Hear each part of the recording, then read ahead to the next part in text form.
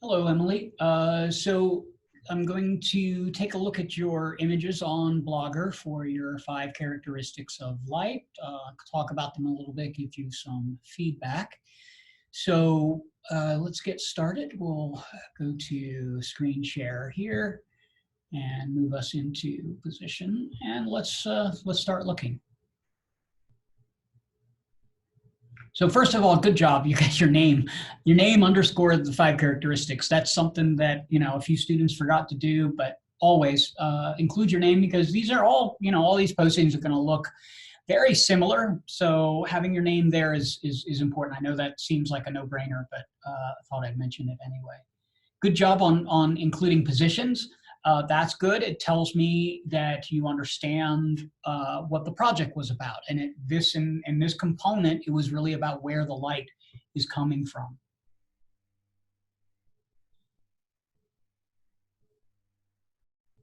Really excellent job in using the entire picture plane. In other words, using every square inch of that viewfinder. It's telling me that you're paying attention to things like this, where the shadows are coming through, the shape that's created here. That's just wonderful. That's absolutely what we're looking for, because when you're looking through a viewfinder, you don't want to be looking just at the subject. You don't want to be just looking at what you think you're making a photograph of, because the photograph is the entire frame. Just like when you're doing a drawing, the drawing is the entire page. So with every mark that you make on a drawing, you're affecting the entire composition. With every element that you include in a photograph, you're affecting the entire frame. So right off the bat, I can tell that you are, in this case, very sensitive to the entire picture plane, which is absolutely what you're looking to do. You're also very quickly here subverting the subject. Although we do see bottles, what I am looking at are shapes. This being constructed in terms of one shape with this beautiful, beautiful, almost like caressing light around the outside edge. Excellent. Just very good work, Emily. Very good work. There's a little bit of what's called, what it would be overexposure. This gets a little bit bright back in here, which could have been controlled by dialing down the temperature or the intensity of that lamp, just to get it down just a little bit. But it's a minor thing if we're going to be talking about those elements. Again, right here, it's just a little bit bright, not terrible. But I do want to make sure you're focusing on every single aspect of the project.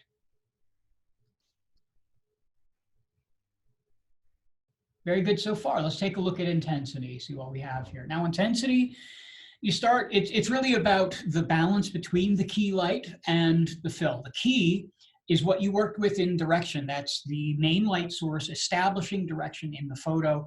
The fill, on the other side, is accentuating or enriching the shadow areas. So we still should get a strong sense of direction, even in the intensity where you have two lights, because one light is only just supplementing the key light.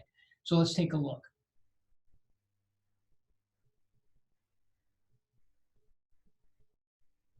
I would say overall, it looks like we're a little bit too balanced in terms of those two lights. I am getting a direction. I'm getting some directional shadows here. But you can see in comparison, this series of images next to your direction, where you're only using one light, is a huge, huge difference. We lose all sense of the dynamics of the image, and this becomes really about shape and texture. And they just don't have that kind of quality that the first ones do. And this is, I think, coming down to, you've got the intensity of the fill light just too bright. It's too close to the intensity of the key light. The main light source is the main light source. The fill always should be a minor supplement to it. And so, you might have been working with a 1:2 ratio, and in that case, it just was too close, because I think the image is overall translated as being a little bit more flattened. Still, within your within your series here, excellent use of the entire picture plane. You're looking at the whole frame.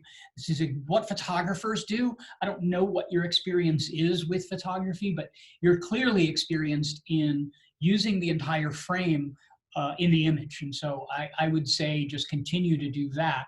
The lighting issues that we may come up with, that can be corrected. But your sense of composition and using the entire picture plane is absolutely off the charts. Very good. Now this one comes back up again, right? So temperature, you're including color here, color variations. And now again, we're getting a better sense of shadows and highlights and directional movement and so on within the within there. I see you discovered the beautiful glow of the glass that's in there, and you're using that almost thematically through all of this. That's no problem. These do start to become a little bit about bottles. They feel a little bit more like you're exploring the glass than you are shapes. And that's fine. I think that, again, your first series here got rid of that altogether.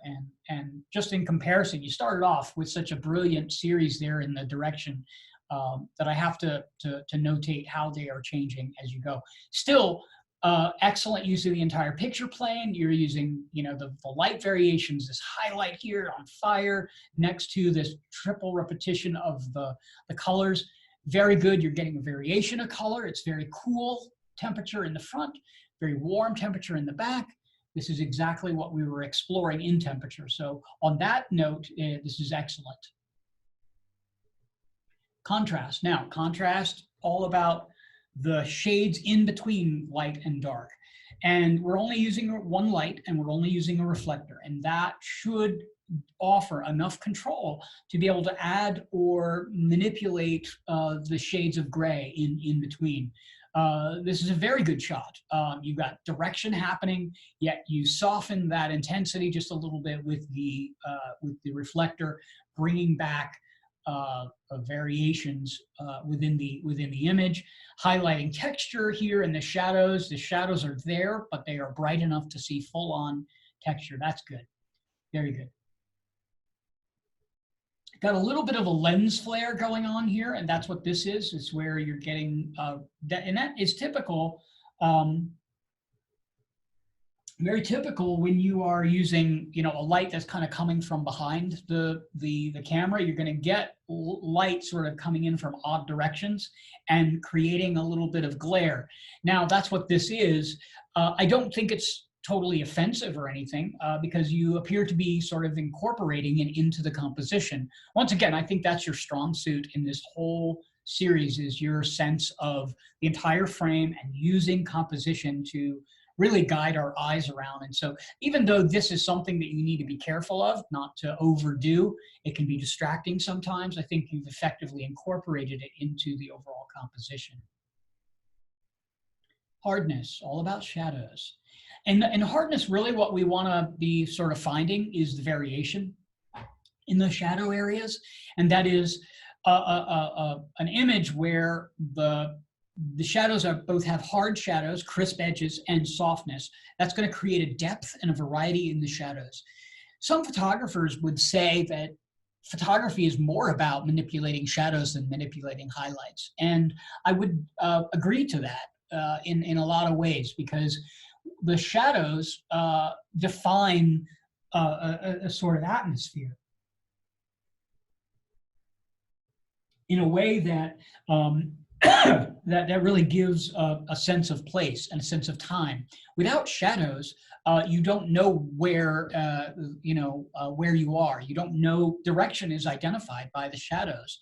And so therefore, your manipulation of the shadows is very important. So you do have some variations here. This is a beautiful, beautiful image. We have a somewhat hard shadow that's being created by the undiffused light. And then we do have a diffused light coming from the different direction, which is filling in right in here.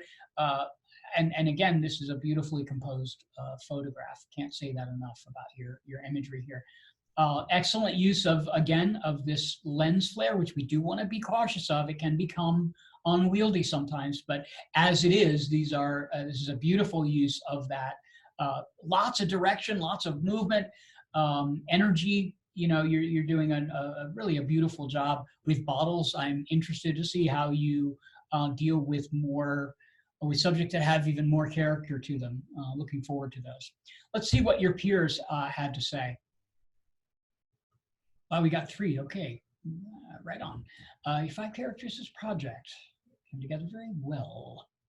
Understand that the direction yes, I would say the direction is by far your strongest of those series, followed by the hardness. Yeah, followed by hardness. Hardness is a beautiful series as well. Direction is very descriptive, tell exactly where the light is. I would agree to that as well. It's nice when I'm reading through these postings that I can, because I have not read them before doing this. So I'm reading them for the first time here as I'm recording. So it's interesting how they are either, confirming what I've been saying, which is good. It means that they are understanding the language as well. They're looking at what we're supposed to be looking at. Let's see. For example, in the temperature photo 4, it was blurry. It took away from the overall composition. Yeah, and it is one of those difficulties when you're making photographs that are so critically focused, whether you are focused on the right thing or not. This is one of the reasons why many photographers shift over to using a computer for their screen. They'll connect their camera to a laptop, so they have the larger screen so they can really super verify whether something's in focus or not. Not that every student in the class would have access to that, but it is one of those things that inevitably is going to trip us up, is I misfocused just a little bit. Let's see, we can definitely see you have 2 light sources, one more minimal than the other.